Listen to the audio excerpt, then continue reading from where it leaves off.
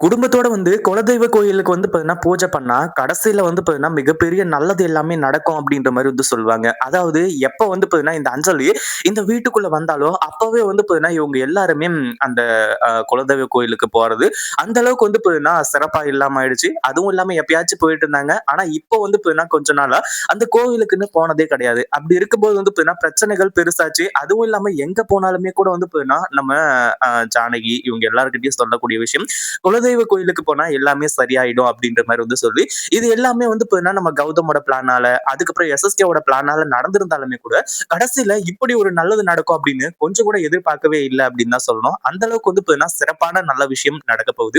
அதாவது குடும்பத்தோட அப்படின்னும்போது, இதுக்கு முன்னாடி பார்த்தீங்கன்னா, நம்ம கௌதமோட குடும்பத்துல யார் யார் இருந்தாங்க? அதாவது நம்ம வெங்கட்ராமன் இருந்தாரு.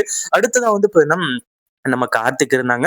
இப்படி பல பேர் இருந்துட்டு இருந்தாங்க. ஆனா இப்போ வெங்கட்ராமன் வேணா வெளியூர்ல இருக்கலாம். ஆனா கார்த்திக் இங்க தான் இருக்காங்க. அப்படி இருக்கும்போது கார்த்திக்கும் பார்த்தீங்கன்னா, இந்த கோவிலுக்கு வந்திருந்தா ஆயிருக்குமே அப்படின்னு சொல்லிட்டு நம்ம ஜானகியோட மனசுக்குள்ள தோண ஆரம்பிக்குது. ஏன்னா இந்த அஞ்சலியால பார்த்தீங்கன்னா, கார்த்திக் ரொம்ப கெட்டு போயிட்டான். அஞ்சலியால பார்த்தீங்கன்னா, இப்படி மாறுவான் அப்படின்னு நான் கொஞ்சம் கூட எதிர்பார்க்கவே இல்ல அப்படின்ற மாரி சொல்லி ரொம்பவும் பார்த்தீங்கன்னா, மனசுடைஞ்சு போயிருந்தாங்க.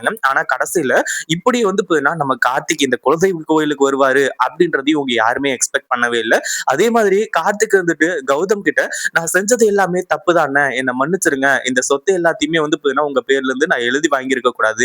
அப்படின்ற மாரி சொல்லி நம்ம கார்த்திக் பார்த்தீங்கன்னா, கௌதம் கிட்ட மன்னிப்பு கேட்கிற அளவுக்கு ஒரு சூப்பரான சம்பவம் நடக்குது. உண்மையிலேயே இது ரொம்ப நல்ல விஷயம் அப்படின்னு தான் சொல்லணும். அதே சமயம் நம்ம கௌதம் போட்ட பிளான் என்னாச்சு? அதுக்கப்புறம் எஸ்எஸ்கே போட்ட பிளான் என்னாச்சு அப்படின்னு பார்த்தீங்கன்னா, இலக்கியா பார்த்தீங்கன்னா, அத தடுக்கிறதுக்கு ரெடியா இருக்காங்க. அது கூடவே பார்த்தீங்கன்னா, இன்னொரு ஒரு விஷயமும் நடக்குது.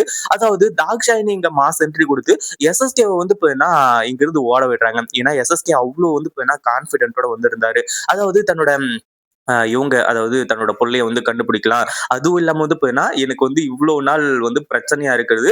நீங்க 2 பேரும் தான் உங்களோட 2 பேரோட கதையும் முடிச்சிடுறேன் அப்படின்ற மாரி சொல்லி தான் எஸ்எஸ்கே இங்க என்ட்ரி குடுத்தாரு. ஆனா தாக்ஷாயணிய பார்த்ததுக்கு அப்புறமா கண்டிப்பா துண்ட காணோம், துணிய காணோம் அப்படின்ற மாரி ஓடிருவாங்க. ஏன்னா அவங்களுக்கு தெரியக்கூடாது அப்படின்றதுக்காக தான் இவ்ளோ பெரிய ஏற்பாடுகளும் நடந்துகிட்டு இருக்கு. அதே சமயத்துல கார்த்திக் எப்புட்றா இங்க மாஸ் என்ட்ரி குடுத்தாரு? அதுவும் இல்லாம கௌதம் கிட்ட எதுக்காக மன்னிப்பு கேட்டாரு? இப்படின்றது எல்லாமே பார்த்தீங்கன்னா, இங்க நம்ம அ கௌதம்க்கு தெரியல. கௌதம்க்கு பயங்கரமான அதிர்ச்சி இருக்கு.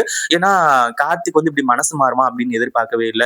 அதுவும் இல்லாம அஞ்சலி பார்த்தீங்கன்னா, இப்படி நான் கௌதம போய் மிரட்டுனதுனால தான் இந்த ஒரு விஷயம் நடந்துச்சு. கௌதம் பார்த்தீங்கன்னா, சைன் போட்டு குடுத்தாங்க அப்படின்ற மாரி சொன்னாங்க இல்லையா? அது எல்லாமே பொய்யி. அதுவும் இல்லாம நம்ம கார்த்திக்குக்கு இப்ப பல உண்மைகள் தெரிய வந்துருச்சு. அதாவது அந்த ஓனர் அதாவது மால்பாக் ப்ராஜெக்ட்டோட ஓனரே பார்த்தீங்கன்னா கௌதம கூப்பிட்டு பேசினதாகவும், அடுத்ததா கௌதம் பார்த்தீங்கன்னா, தன்னோட தம்பிக்காக இந்த இத விட்டு குடுத்தது. இது எல்லாமே பார்த்தீங்கன்னா, நம்ம கார்த்திக்கு தெரிஞ்சு போச்சு. அதே மாதிரி இந்த எஸ்எஸ்கே பார்த்தீங்கன்னா, கூட இருந்தே குழிப்பறிக்கக்கூடிய ஒரு ஆள் அப்படின்ற ஒரு விஷயத்தையும் நம்ம கார்த்திக் தெரிஞ்சுக்கிட்டாரு. ஏன்னா, இந்த எஸ்எஸ்கே பார்த்தீங்கன்னா, அந்த இத அடையறதுக்கு, அதாவது அந்த ப்ராஜெக்ட் அடையறதுக்கு, அடுத்ததா எந்த எல்லைக்கும் போறதுக்கு தயாரா இருந்திருக்காரு. அந்த ஒரு விஷயம் தெரிஞ்சு கார்த்திக் நான் இவ்ளோ பெரிய தப்பு பண்ணியிருக்கேனே, என்ன மன்னிச்சிருங்க. ஆனாலும் எனக்கு இவ்ளோ உதவி பண்ணியிருக்கீங்க. நீங்க தான் என்னோட அண்ணன் அப்படின்ற மாரி சொல்லி நம்ம கார்த்திக் பார்த்தீங்கன்னா சரண் அடைஞ்சிருக்காரு இந்த கோவில் முன்னாடி. இந்த வீடியோ புடிச்சிருந்தா லைக் பண்ணுங்க, ஷேர் பண்ணுங்க. இப்பதான் நம்ம சேனலுக்கு ஃபர்ஸ்ட் டைம் வரீங்க அப்படின்னா, கீழ இருக்க சப்ஸ்கிரைப் பட்டன பிரஸ் பண்ணிக்கோங்க.